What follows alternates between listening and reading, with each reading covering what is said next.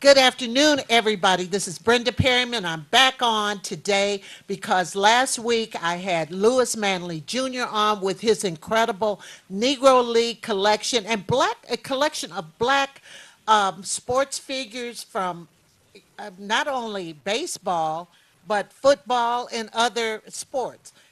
Anyway, he's back, and the transmitter was down, so I promised to have him back, and here he is. How you doing? Oh, I'm great, great, great. Glad to be here. Oh, I'm glad you are back because nationwide needs to see this. It's so internationally too, um, because I believe the world is our playground. Yes, yes, I agree with you 100% there. You Definitely. know, unfortunately for some people, the playground is their world, but the world is our playground. Ours.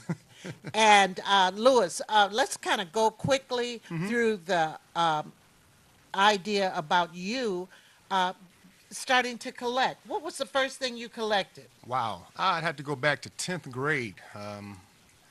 My father purchased two baseball cards for me, a 1970 Hank Aaron card and a 1972 Willie Mays card. So, and at that time, I said, okay, this, Do this is you still interesting. have those cards? Yes, yes. Actually, the 1970 card of Hank Aaron was the very first card that I received autographed.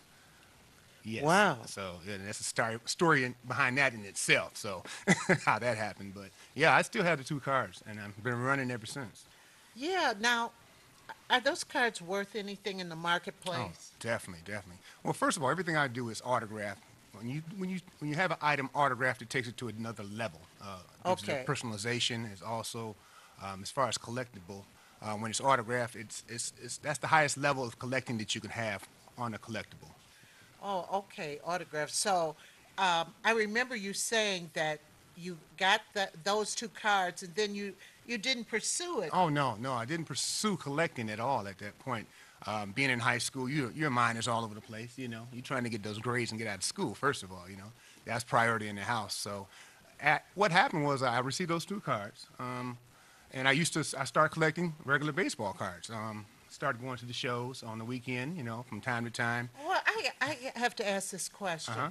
Remember, I told you I had Mickey Mantle. Uh, I had all these people from the 60s. This money, was in the like 61.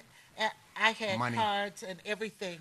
And I had a stack of baseball cards. And I kept them nice, just like those Yeah. baseball, because here in the city, we played more baseball than basketball. Exactly. Exactly. And so baseball was more, we liked that more. In fact, across the street from my school, Chico Fernandez lived. And we said, oh, that's Chico Fernandez's. And he lived in a flat, a upstairs flat or something. Yeah, he and his family. Yeah. So what if I would have gotten signatures and, Well, even without the signature, 1961 Mickey Mantle goes for about $750. wow, Mays about 500 from that year. wow. The biggest rookie card that year, 1961, would be Willie McCovey, his rookie card. So Oh, you're wow. talking $300 or $400 for those cards And in that people time frame. hold on. Why do people collect? Well, it's a connection to the childhood or a connection to the time frame in their life. So it's personal. Or a connection to history? Correct. Of their lives. So it doesn't matter how old you are or what color you are, or it's not an age thing. It's a personal thing. Wow, amazing.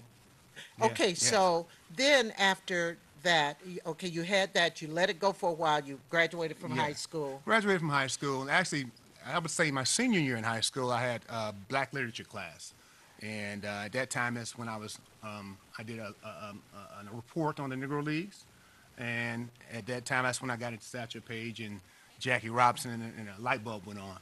So I was already collecting Major League Baseball, and You were I collecting, collecting at that point, going to was it a shows. casual collection? Oh yeah, yeah, yes, When you, definitely, definitely. okay, I would have my little side job. I would spend all my money on baseball cards, all of them. So, wow. and I wasn't doing autographs at that time. I was Uh, just doing baseballs, uh-huh. baseball cards and baseballs. So I would say I graduated from high school and was going to a card show one weekend and down in Plymouth, Michigan, actually, at the Holiday Inn. The Holiday Inn is not there anymore, but it used to be in Plymouth, Michigan, a card show.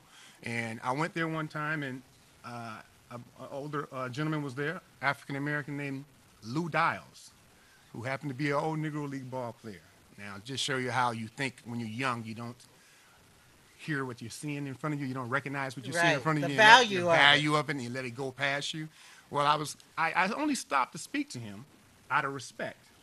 There was only two African American people there, me and him, out of the 400 or 500 people. So on my way out the door, I decided to stop, as you know, out of respect, and speak to him. And I spoke to him. He introduced himself, and I introduced myself. And he had a little box of cards there, and it was pictures of old Negro League ball players. So he told me he had played in I think it was 1933 to 1949. Lou Downs played outfield, second base, and shortstop. So he had a set of cards there, and he says, "Do you know anything about the Negro Leagues?" And I said, "Well, no, not really. You know, I know about Jackie Robinson. Well, You you know, did your report on it. You yes, but I didn't know that. See, the that's just gravity of right. it. See, what you have to understand is what people put, what society puts in books is Oh, 1%. yeah. That's not the Yeah, real. It's you're usually right. not true, and you're definitely not going to get the whole story. So what I knew was nothing compared to what the reality of it was. So he introduced me. He says, "Well, do you know about the Negro League?" And I said, "No." I said, "I know about Jackie and Josh Gibson." Who didn't know about Jackie and Josh Gibson if you went to Right. school? You know, that's all they're going to tell you. Okay. So he says, "Well, no, it's much bigger than that. Here's a set of cards. If you can get this set for $10, this is how we make money on the side. You know, to support ourselves. Because at this time he's 75, 80 years old. You know, and he said that's how we raise money to support ourselves. And there's an address listed in here, and you can send these cards out to guys and just say hello to them and ask them to sign these cards." So I was like, "Oh, okay, okay." I'm thinking, Well, I'm you not even said, interested. I oh, wasn't even interested. I heard him. but here's the difference Yeah. between you that at that Uh time, huh. when I was in high school, I didn't even know there was a Negro League. Yeah. All I knew was there was Jackie Robinson and the black players on the majors, Exactly. but I didn't know where they came from. Yes. So go on. So I bought the set, $10. Had an address list of 80% of the ball players in that box of where they lived. Went home, threw it in the closet. Never thought about it again for about roughly 10 years. You're kidding. 10? 10 years. It was 10? 10 years. I had moved out and got my own place and, you know, living in my house. I happened to run across the set again, and I looked at the set. I said, "Wow, I remember this set. I remember this guy." I said, "Wow." I started looking at it. I said, "Wow, I wonder what's going on with these guys." So that, and I still didn't really push into it. By this time, I'm traveling the country doing, you know, going collecting. Right. So saw him in Chicago. It's probably 1990. You saw the same man? Same man. 10 years later, 8, 9, 10 years later in Chicago, 92, 93, 94, right around in there that year. And I saw him and spoke to him again. And I told him who I was. He said, "Oh, okay." He didn't remember, you know, but he remembered but didn't remember the situation. He says, "So what did you do?" And I told him, he says, "Well," I says, "I really hadn't sent anybody out." He says, "Well, you know, most of all those guys on this are gone now." He says, "But, you know, I think he was 95, 96 at the time." And he says, "But, you know, it's not too late to start doing your research." I said, "Yeah, you're right."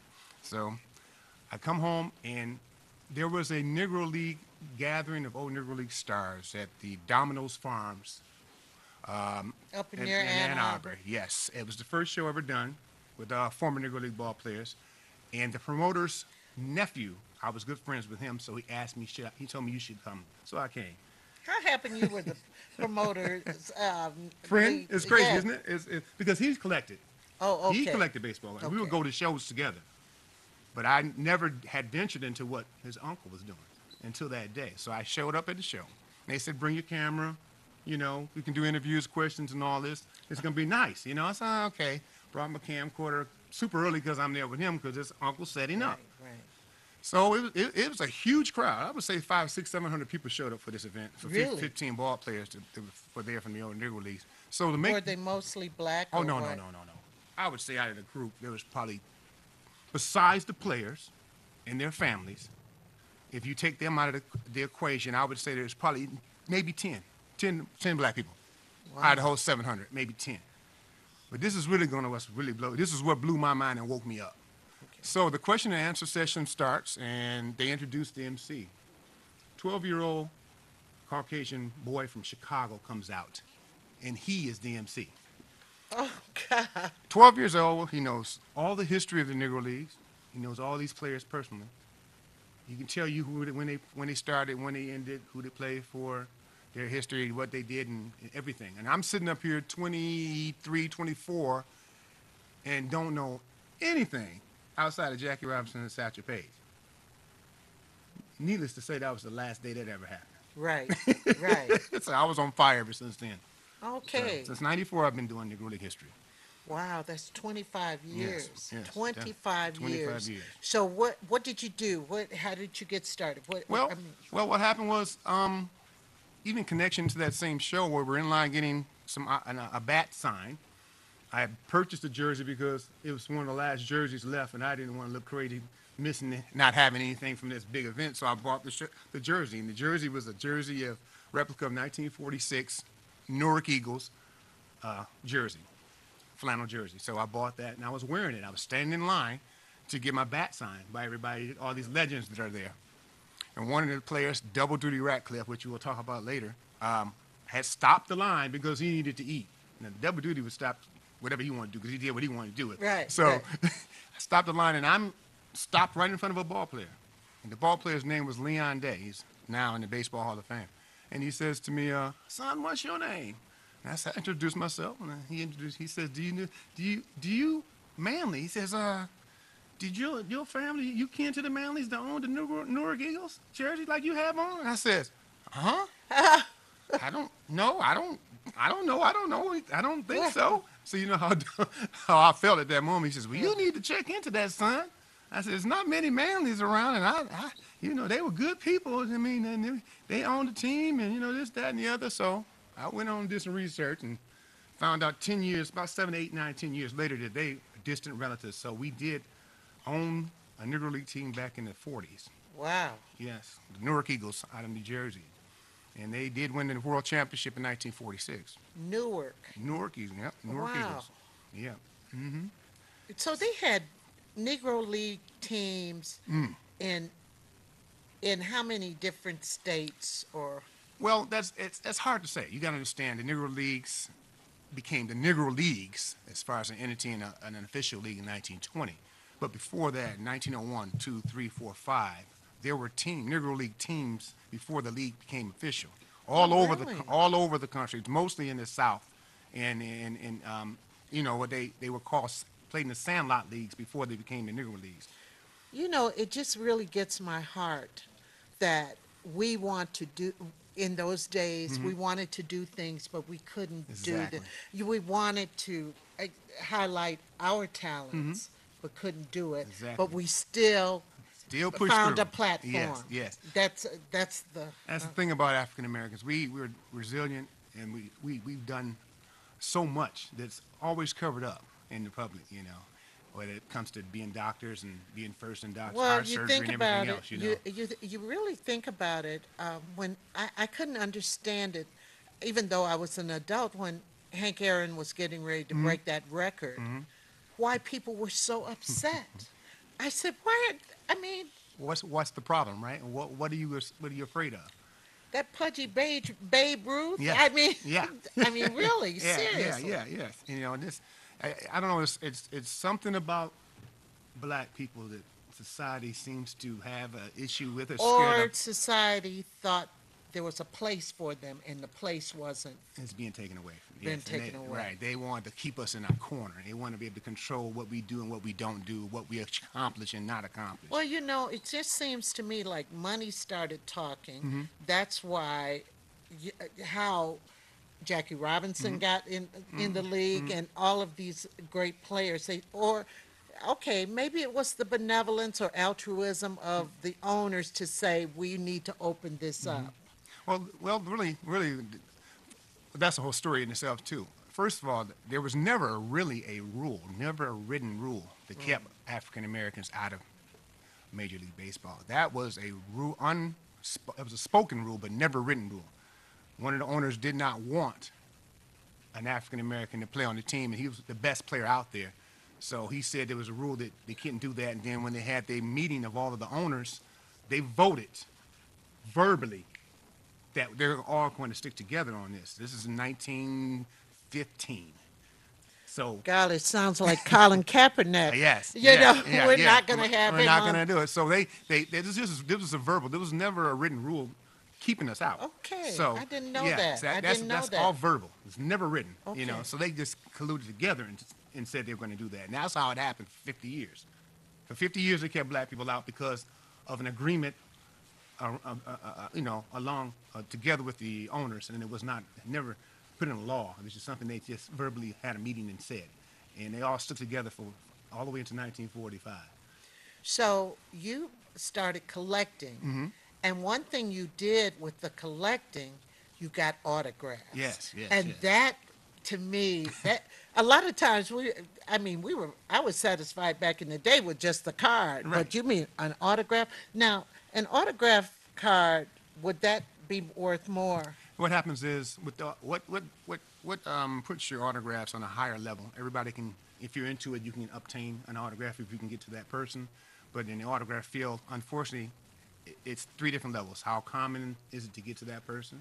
That's one level of value. Second level is, are they in a higher, how great they were in their career, okay, or in the political field, you know, what are their accomplishments? And then the third level, unfortunately, is once they have just passed on, Deceased. that changes everything. Okay, I'm going to take one Mm-hmm. example.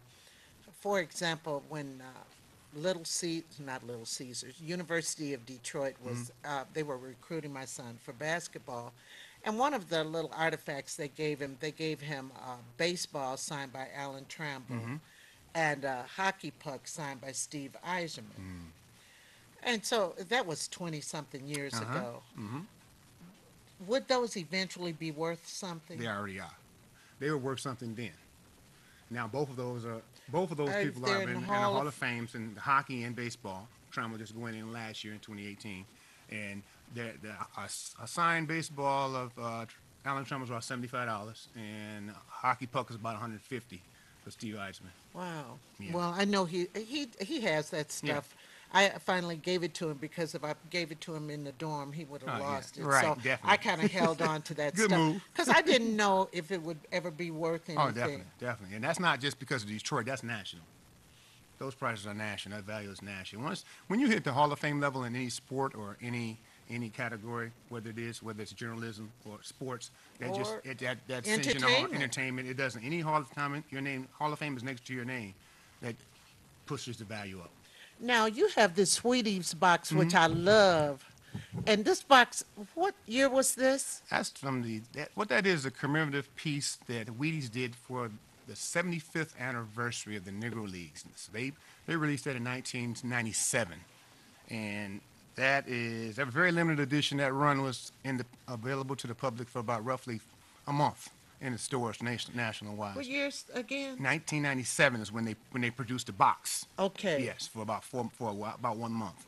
And I probably had at one time when I first obtained those, I had 25 of those boxes, Really? and I would travel with all 25 of those boxes around the country, getting those autographs from different Negro League ball players from their houses or Wow. public events, or Now sometimes these I are bring them in. authentically Oh there. yes, every that's got about 60 autographs on it, definitely. I see. All obtained in person, and everybody on there now is deceased. I believe everyone on there is deceased now. Yes, Wow, Ron Teasley. except Ron Teasley. I'm sorry. Yeah, he's Are you? probably the only one. Yeah, That's our I know. Detroit Ron Teasley. Yes. Right, right, right. Everyone else I'm looking at, I believe, is gone now at this time. Bert Simmons, Mm-hmm. Felix Delgado. Mm-hmm. Puerto Rico, very tough to obtain. Yeah, I met him in Florida at a reunion. Emilio Navarro, he's another one. He lived to be 106 years old. Really? Yes, yeah. Great guy. Casey Jones. Yeah. Chicago American Giants. You had a lot of history there. You had Bobby Robinson there. He played for the 1924 Detroit Stars. He had an unassisted triple play. Unassisted triple A. Unassisted. Yeah. He did it Yeah, himself. he did it himself. The line drive to third base, ran and tagged the guy out who was running third. That was two outs. Then threw the first.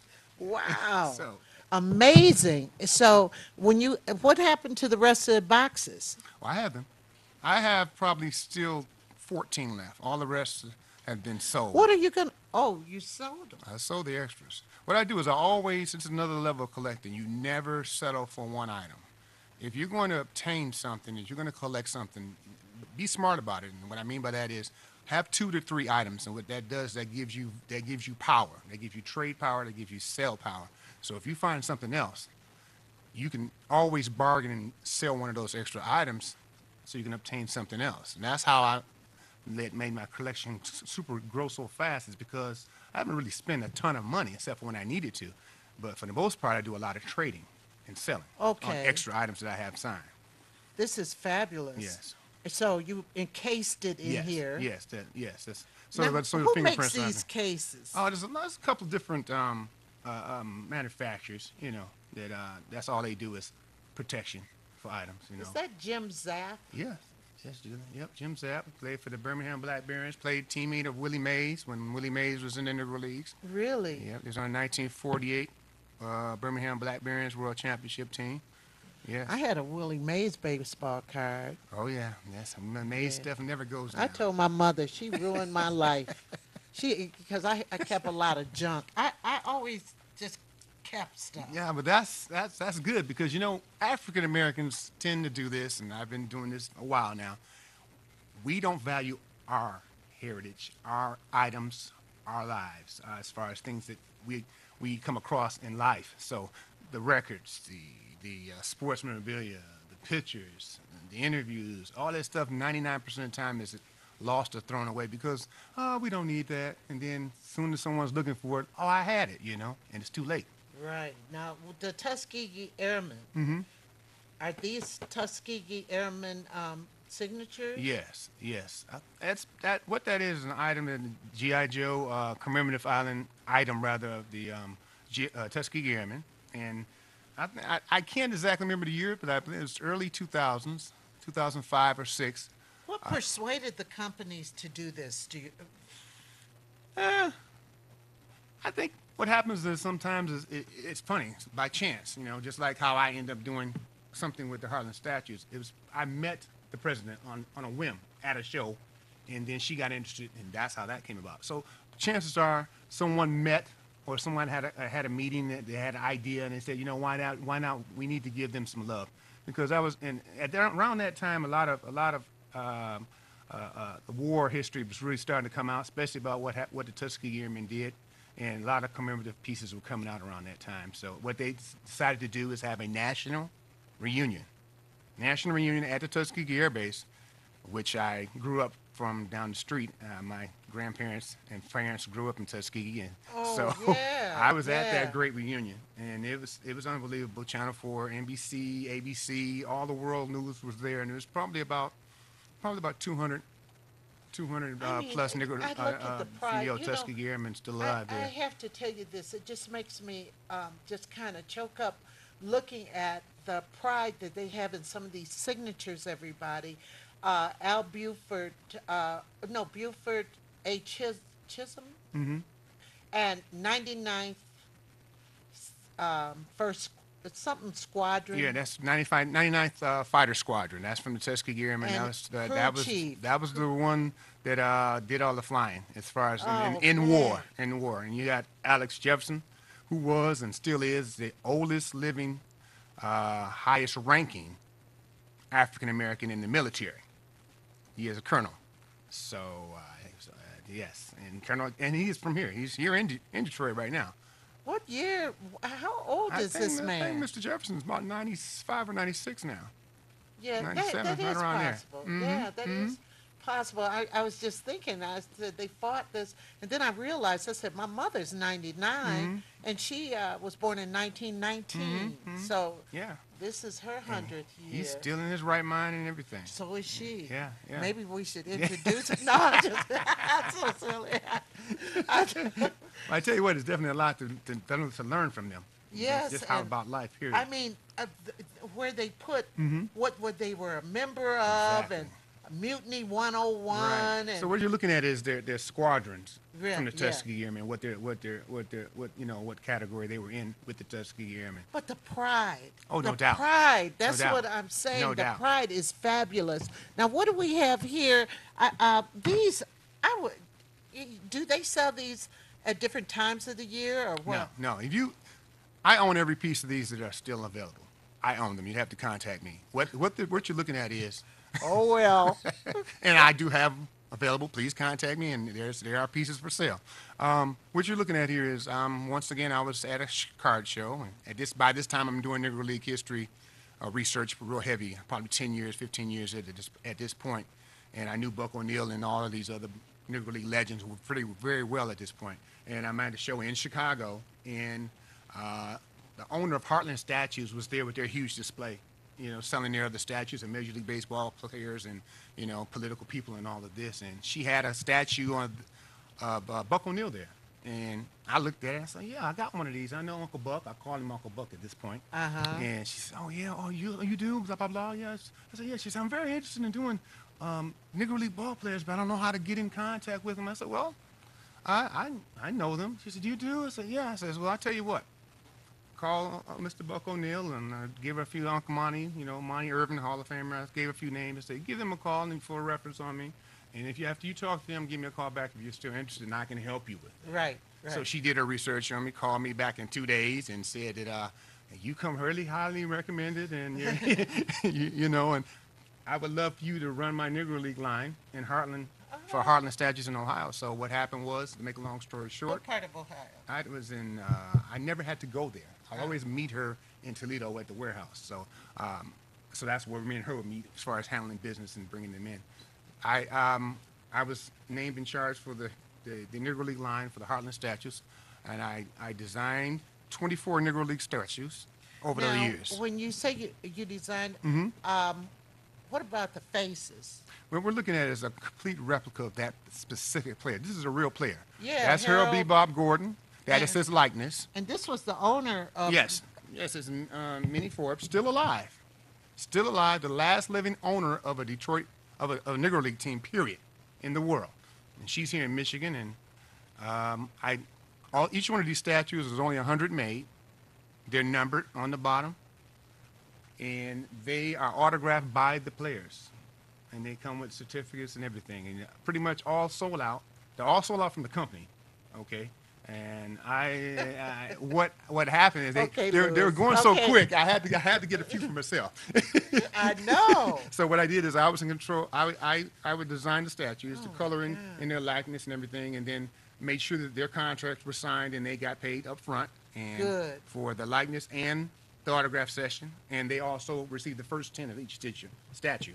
They received the first 10. Well, let's look through these. We just talking and time is flying, and I want people to see this. Now, these are... This is one of the powerful team from the Negro Leagues, Homestead Grays 1940.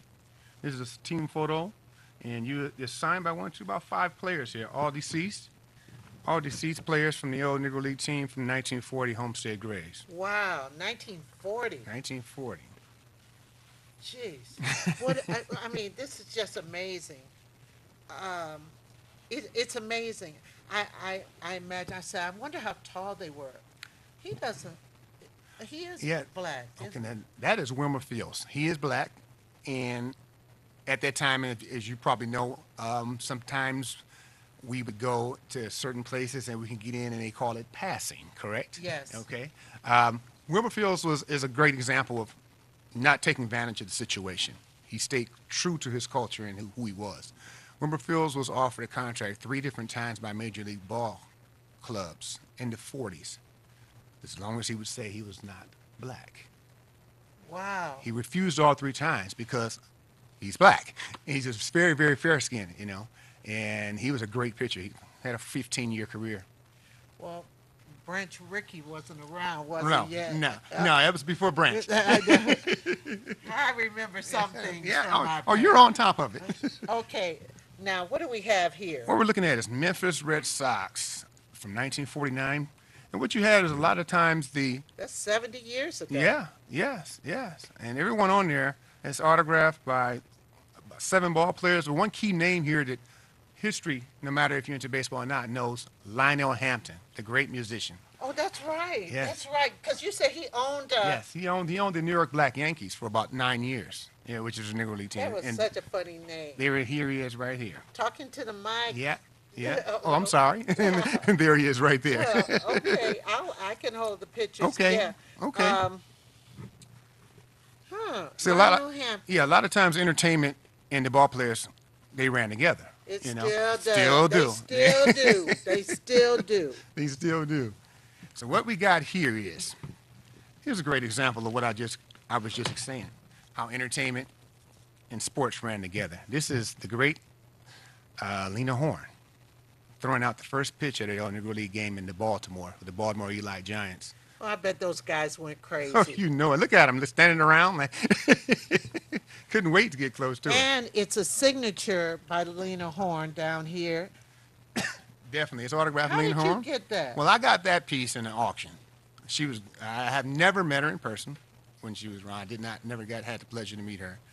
But you know, everybody, you can't see this up close, but those players, they grinning and skinning. Grinning hard. Uh-huh. They are grinning and skinning. Grinning hard. Grinning hard. Oh, wow. Definitely, definitely, definitely. It's one of my favorite pieces because she was great in her time. Not Yes. just for us, but as a society, period. You know, Right. her music touched everyone worldwide, you know. You know, and it was always so surprising about her because when she opened her mouth and talked, she talked like a black girl. Yeah. Yeah, it wasn't colored up, you know, she was real. She was I real. know, you know, Yeah. she did. Yeah. And that was an inspiration to me. Definitely. Good to know. Good to know. So what we have next is some pieces. We had our own magazines. Before you knew Ebony, we had our own magazine called Our World. That came out in the 40s. And 1947 was his first and only year. Actually, it only had 8 issues. 8 issues. Very rare. Who Very was the rare. publisher of this? Do you know? Now, I know that Jackie Robinson was part publisher and part owner Oh, of that really? magazine. Yes. So that's how he got on the cover? Yes. Yes. it He's was- on the cover of this one. Definitely, yeah. Very tough magazine. Very, very tough magazine. Any Arwell magazine is very tough to obtain and very sought after. Oh, Did not really? did not print many at all. And then we moved to the next level. Jackie Wilson, Ebony. Yes, He and his family. yes, yes. 1947, Jackie Robinson and his family. Jackie Robinson Jr. and Mrs. Robinson gracing the cover in 1947. And last week we didn't show this. Ah, yes, yes. See, we were heavy into advertisement. You don't hear about it. But the black dollar was powerful as it is now, was as powerful back in the 30s, 40s, and 50s, too. And Joe Louis was one of the biggest names in the world, as we probably already know.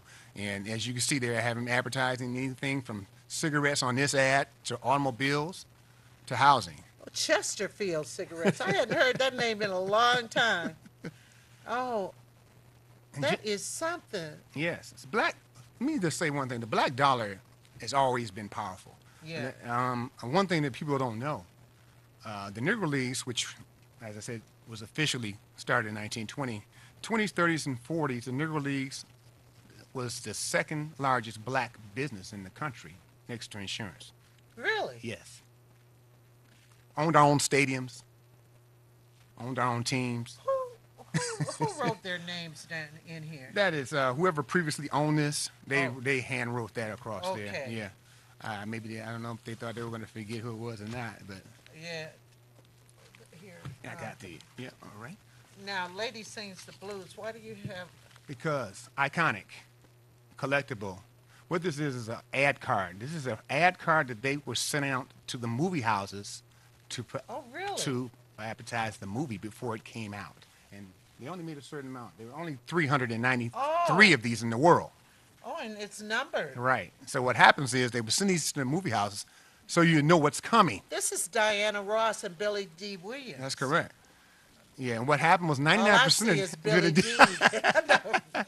So these are collectibles because they're 99% of them are always torn up or thrown in the trash. So it's very hard to find a lobby. They were officially called lobby cards, and because they would put them in the lobby of the movie houses. You know. Now, one of my most favorite pieces. This is the great Coretta Scott King, and it's autographed. Life magazine. Wow. It's autographed by her. Yes. Sure is. Wow, beautiful picture. Yes. Beautiful piece. Yes. Definitely. September 12th, 1969. Life magazine was costing a whole 40 cents. Yes, a whole 40 cent. And here's Our World again. Exactly. Cinderella in Detroit. Yes. Yeah, she was a mom.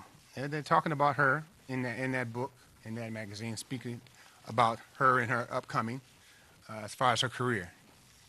Another, like I said, What was her name? I do not know because they did not print it as you see. Like we see the magazines now, how they list all that Yeah, information. That they just show didn't you have how it. they've progressed. They didn't do all that. In We the got to beginning. get some more stuff over here. Yeah, definitely, Okay, definitely. we're gonna kind of stick with it. Yeah, We're gonna stick with it, Beth. they, Is it we'll any stack I do. Oh, well, you could. Well, Yeah, I can move around. yeah, you All can right. move around. Okay. All right. Okay, what we got here? Baseball, everybody. Well, Wow, there are a lot of signatures on here. definitely. That is one of the pieces that I carried around the country, and that bat has 106 autographs on it of former Negro League ball players. Wow. 106. Well, that probably took me 15 to 17 years to get all of those obtained. Oh my goodness. So you have this, and we could see this. What I noticed, the signatures. I hear I'm old school because I'm a Uh-huh. teacher, Okay. but I see the signatures. It seemed important. It's hard to write on a bat, Definitely. but it seems important. It was important for them to do the best they could. What always caught my attention, two things. Every time I would go to one of these former Negro League players' homes, two things always caught my attention. One was the family's awe and disbelief how a person would travel from one part of the country to another just to see Granddaddy. I heard Granddaddy play, but I mean, but I can't believe, you came all the way over here to see Granddaddy? I said, yeah. I said, Granddaddy is a living legend. I said, but Wow. the second thing was how the pride of the player was how happy and how excited they were about someone showing interest in what they did as This a ball is player. amazing. What year did you start collecting these on this bat? That bat's probably 1997. Oh, Some of those wow. bats were started going with me in 1997 because we had the Negro League reunion in Kansas City. It was the 75th anniversary of Now Jackie you Robinson. have The Negro Leagues, actually. you have more bats than Oh, this. I have, I think last count, 212. Why do you have 212 bats? Well, the reason I have not specifically that number, but so many is because not only do I have multi-signed bats, but every time I would go to a player's house, I would have them sign 2 or 3 bats individually just of them and their career. Oh, okay. Yeah. So every time I saw another ball player, I had to have them sign a bat that was just their bat that I had, for them just to sign, just them by themselves. For example, if I went to see Cecil Kaiser, I would have him sign just the bat, Cecil Kaiser, Homestead Grays, Detroit Stars, and the years he played. And nobody else would sign that bat but him. Nobody else. Okay. Now, we were speaking about the lady. We were speaking about her, Miss Minnie Forbes, Minnie Forbes. Yes. who's still the last living lady, the last living person, period, that owned the Negro League team. And what this is a collage that was made. It's called The Lady and Her Living Stars. And what this is a collage of pictures of different Negro League players that played in the Detroit Stars when she was the owner. Oh, okay. Yeah. Wow. Then they had them all signed by those players that she managed and owned at that time. Well, this is wonderful. Yeah. I mean, it's so interesting to see a woman Right. who owned a team. Yeah, definitely. She was definitely a What did she Brit. do for a living, I wonder? Okay, after that, she worked at Sears and Roebuck's. That's where she No, retired from after baseball. That's what she did Well, until she how retired. was she able to? Was it that easy to buy a team? Well, her uncle was Ted Raspberry. He owned 3 teams at the time. He owned the Kansas City Monarchs and Detroit Stars and the Grand Rapids Black Sox.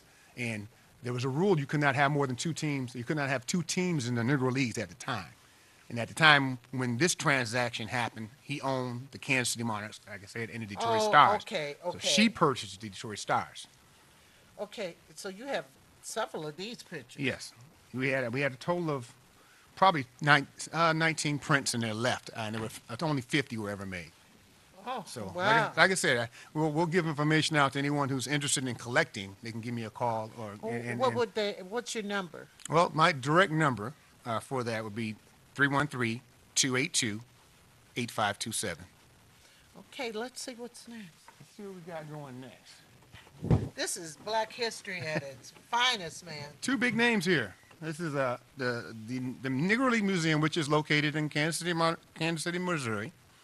Did a poster of Satchel Paige and Buck O'Neill. And what I did is I took that poster with me around and got, I think, about 65 autographs on it. Wow. Yeah, yeah. And what it is pictures like Buck O'Neill and different, like the broadside. There was advertisement of the game that was coming up, and there's the Newark Eagles that I spoke of, and there's the bus that Newark. Yeah, Yeah, yeah, they had yeah. to travel They had by to travel bus. definitely. Golly. Definitely. Now, I also may have not mentioned it, but there were also ladies who played in the Negro Leagues. Oh, I would have been one of those. Yeah. I used to love playing. No, I was a good baseball player as a teenager. This is Mamie Peanut Johnson. She was a pitcher, the only woman pitcher to ever pitch in the Negro Leagues. Pitched 4 years in the Negro Leagues, and she was pretty good. Played with the Well, Indianapolis what Clowns. year did they start? Wow. Well, Tony Stone was the very first one, and she started in 1952, and first full season was So how 1953. many women's teams did they have? Well, the women's team, this is with the men. Oh, no.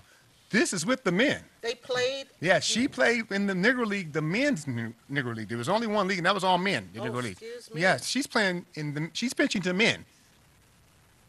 Okay. Yeah, that's how huge this is. Right. Wow. So this is called The Queen in Her Court, and it's signed by Miss Mamie Peanut Johnson, who's now passed on, and want to have these. Wow. These are also available too. Amazing. Yeah. Okay. This is amazing. Amazing, everybody. Huge piece right here as far as size. This piece is autographed by, well, I think it has 99 autographs of former Negro League ball players. 99. Hard piece to travel with, but it's got some good ones Oh, here. you travel? Yeah, you went around. Yes. Now this right here, you may recognize this name, Don Newcomb. Of course. Yes, just passed, 92 years old. Yes. Yes. He was my first full on-camera interview back in 1998. He gave me a full hour interview on camera speaking about the Negro Leagues, and Really? it was unbelievable. Yes, he really pushed What are me you forward. going to do with that? I mean, what are you going to do with those things? I've been approached once or twice about doing a documentary, but you know, you have to be real careful about who you trust. So all that stuff is locked up. But yeah. I've interviewed over 165 different Negro League ball players on camera. If you ever want to do that, I know a couple of really trustworthy filmmakers. Okay. Really, I mean, trustworthy. I mean, because this would be, Unbelievable. not only that, I think, educational purposes, I'm a teacher, but Exactly. Another great piece that I traveled around with. It's called Blackball. They made a book called Blackball, and it's just Blackball player. Yes, yep. And what it is a collage of different. It was a poster that they made to honor the book that they made called Blackball, and you'll see different pictures from. I think this one's from like 1919. That photo, and this photo is the Brown Tennessee Rats. That's the name of the team. Tennessee Rats? Yeah, the Brown Tennessee Rats. That was the name of the Negro League team. Tennessee Rats. Right. Golly, they could have thought of a more Right. engaging. Name? Kansas City Monarchs, Pittsburgh Crawfords. The Monarchs, it seems like we've heard a lot about them through the years. Yes, that was the most powerful, most successful Negro League team throughout the history of Negro League Did baseball. what players came out of there and went to the majors? Satchel Paige, Satchel Paige. the big name, Jackie Robinson. Jackie Robinson played 1 year in the Negro Leagues, 1945 Kansas City Monarchs. Wow. Yes, and then that's where Branch Rickey came and plucked him out, and signed him to the major league contract from the Kansas City Monarchs. You know, to be a pioneer, you have to go through so much. 'Cause Definitely. he went, yeah, he might have been signing all Yeah. that stuff, but he went through holy, Yeah, you know what. yeah. That the story will never be fully told, and what we hear, even in all of the books, I think it's been 27 books that they've written on it that I know about. And and Mrs. Robinson said, if you didn't sit there and live it like she did with him, the book still can't tell you the real story. And what he sacrificed basically himself for the better of the African American in not only sports but society. Right, Not sport. This is bigger than right, baseball. right. And Baseball was the that was a metaphor. metaphor. Yes, They, that was just a metaphor. blackball. Blackball. Yes, and it just shows you different teams. Asked about the cities. You had the New York Lincoln Giants from the 1920s. You know, there's great Josh Gibson. Yeah. Okay, and you had the Kansas City Monarchs. You had Pittsburgh. There's Cool Papa Bell, another name that we hear Yes, about. yes. One of the super fastest Wow, players that ever played. fantastic. Yep. Wow. I'm piling up. That other pile right to the right. Yeah, that whole big old pile. Without that one on the top. We got 9 Yeah. minutes. 9 minutes? Okay, let's talk about Mr. Double Duty Ratcliffe. This is baseball. This guy right here, he was a pioneer in the game of sports and business. The reason they called him Double Duty is because he could pitch one game and he could also bat in the same game. Oh, really? Yes. Well, wait a minute. Doesn't a pitcher bat anyway? Not now. They have it separate. Like one league you can bat, and the other league you can't. It's called a DH, designated hitters. In the pitchers Oh, and the pitcher. so the pitcher doesn't. He does not hit. When did they stop They- doing that? It's been a few years now. It's been a few years now. It's been a few years. Yeah, all of that. I had a stack there. I have a stack. Yep, all of that. Yeah, that's been a while. So Double Duty played 37 years. Oh my gosh. That's cumulative years of playing and managing. Okay, and he's one of the icons. He also was a big businessman in Chicago. Okay, let's go. Let's move it. All right. Hey, we also mentioned that Oh yeah. this is a huge piece here. Tommy Smith and John Carlos, everybody, the Olympics. 1968. I remember. If some of us are old enough to live through that, I was only 2, so I did not I live it. lived through it. But I did have the honor to meet both of these iconic figures. And they men. signed it. Both of them have autographed this piece. It's a one of a I'm kind. surprised you didn't have it framed. It's on its way to the shop. You know what's so crazy? My son played at University of Dayton. Uh-huh. And do you know that people called, they wanted something with his autograph on it? And I got all this stuff. I don't have him sign nothing. And I mean, seriously. And it was the Caucasian people. Exactly. Now, once again, we're going back to what I spoke on earlier. We do not cherish what we have in front of us. They are the ones that have our history. It's our fault. Now, let's stop right here. You hear this all the time. But the man did. No, the man, that's so old and tired. Oh, I know that. It's not the man. It's us. Wake up to what you have in front of you. Right. I always tell the families of the ball players when I go, you have granddad standing right here. Go get a dozen baseballs, have granddad sign those balls. Because Ray and Tom, they're going to come here looking for him, and they'll do it for him. They'll get him to sign, and then they'll sell it. And they're making money off your own family heritage that you didn't even invest in yourself. Okay. Now, let's go back to some original history here. We're looking at the original photo print. The signing, Jackie Wilson signing his contract. Jackie Robinson. I mean, yeah. Robinson. Jackie Robinson. Yes, Jackie Robinson signing this contract from 1945. First professional partner. This is an original photo. This is not a copy. This is an original photo that I obtained through auction, and it also has the date stamp on it and the photo, the newspaper from that day, all in the back. Oh, wow. Yes, this comes from the photo from the archives of the Associated Press. And then we have another photo of Jackie playing in 1947, his rookie year. And this is an authentic photo, everybody. Authentic, yep.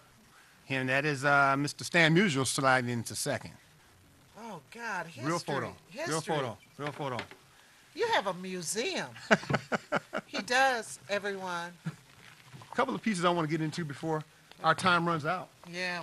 We had black newspapers, people. Well, We had black newspapers in our day. what newspaper is This that? one right here is the African American. This is the Baltimore newspaper. We had the Michigan Chronicle here, and in Baltimore they had the African American. Journal. Now, what this is a newspaper speaking about Jackie Robinson coming into camp. You see, Jackie arrives by plane. Sam Lacey, was a great journalist on the East Coast for the Pittsburgh Courier. And they also have people column, Is Paul Robeson Afraid? Yes, that is a whole. And this was 1950, everybody. You remember he was going through these things about Exactly. communism Exactly. and so forth. It says, how does this giant star feel to be followed by the FBI? This is amazing. Now, Amazing. At the time, Mr. Paul Robeson was world renowned Yes. and at the top of his game worldwide. Right. The FBI, because of his beliefs in communism and Russia and all of this, United States FBI And is his not going to belief stand for was that. because he wanted to be treated equally. Equally, Right. and they treated him equally over there. So, Right. they had a mission to bring him down, and his career was never the same after that. It wasn't. Never the same. This is another iconic piece. Hank Aaron breaking Babe Ruth's record. This is the original newspaper from the Atlanta Journal the next day. And I met Mr. Hank Aaron. Like I said, it was my first autograph I ever received, rather. And I ended up meeting him in person. I had him sign this newspaper in person, Right. original newspaper. We got 3 minutes. 3 minutes? Now let's talk about Mr. President Obama, since we have 3 Oh, minutes. yes. Yes. Wait, let I me. got it. All right. Oh, wow. Oh, yes. Two things happened. 2013, August 5th, I was invited, 4 historians and 12 Negro League ball players were invited to the White House to be honored by Mr. President Obama. And these are Mr. President Mr. Obama. President Obama.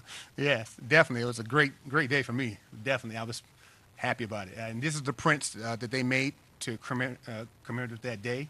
And they're signed by different ball players. And then you got Mamie, lady that played Negro League. Right. Yep. Mr. Duckett and Cesar Kaiser right here. That's our Detroit guy. And, the president. So it was a great day. And got him as a little boy playing baseball. Oh, Right. my God. Right. Listen, everybody, we got to go. Yeah, in a minute. Louis, to give us the number again where people, what is that Dodgers pitcher? Oh, that is So Jackie the- Robinson. After winning the World Series 1955, I believe. Yeah. Wow. Yeah, This definitely. is such a clean picture. It's an original print from the Associated Press, one Oh, of a my kind, God. with letter Who's authenticity on that the back. who I think has their arm around him? I think that's Carl Eskin, I believe.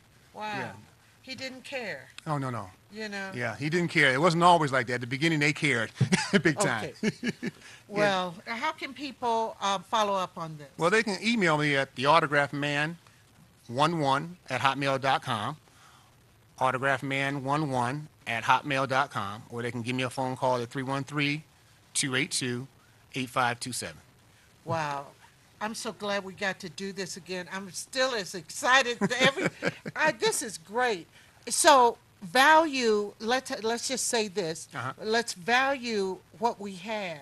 Oh, And definitely. when we run into people, have them sign it, Definitely. We have to value our history. have to value our history. As well as other people do. That's right. It's dying every day. Let's keep it alive and inform young people of what we've had and where we've came from. Thank you, Louis. No, thank you. Thank you, Beth.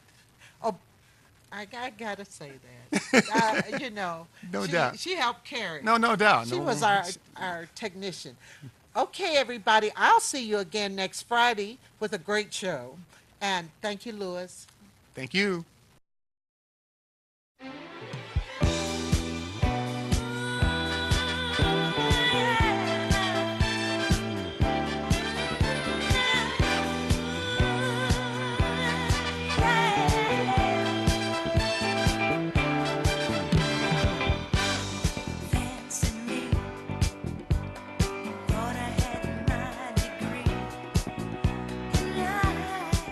And how love ought to